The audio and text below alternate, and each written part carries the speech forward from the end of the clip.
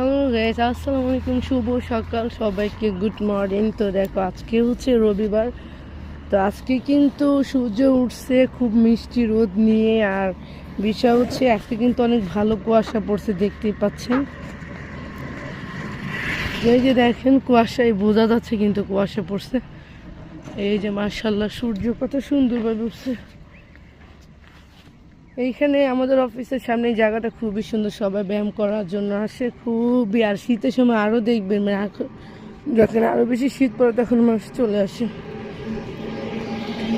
তো যাই হোক, আল্লাহ পাক ভালো রাখছে, আল্লাহর কাছে আমরা সবাই দোয়া করবো। পরপর 3টা ভূমিকম্প হয়ে গেল। আল্লাহ সবাইকে রক্ষা করে, আমাদের বাংলাদেশকে সকল বিপদ আপদ থেকে রক্ষা দোয়া করবো। হয়তোবা শুক্রবারে এই দিনটা পাইতাম না, আজকে যে আপনাদের সাথে ভিডিও করতেছি হয়তো বা এই দিনটা পাওয়া যেত না যদি আল্লাহ যদি রহমত না করতো। আমরা টিভির মাধ্যমে অনেকটা দেশের ভূমিকম্প দেখছি, খুব কঠিন দিন পার করতেছি, কিন্তু আমরা সরাসরি এভাবে কোনো ভূমিকম্প ফেস করিনি।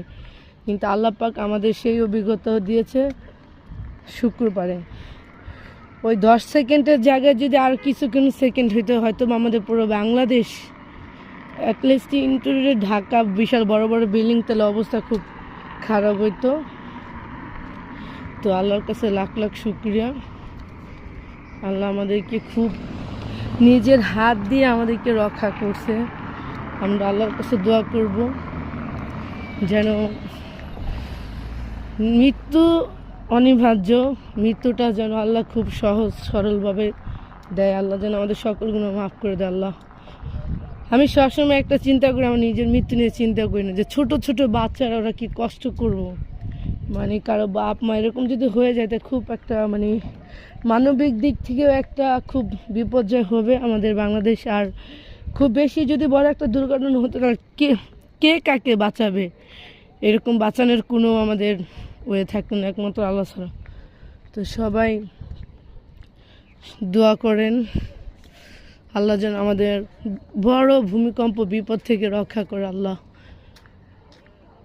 এই যে শুভ সকাল সবাইকে, সুন্দর দিয়ে ওয়েদার দিয়ে আপনাদের সাথে গাছ, খুব মিষ্টি রোডটা খুবই সুন্দর করে যে দেখতেছ, খুব সুন্দরভাবে উঠতেছে,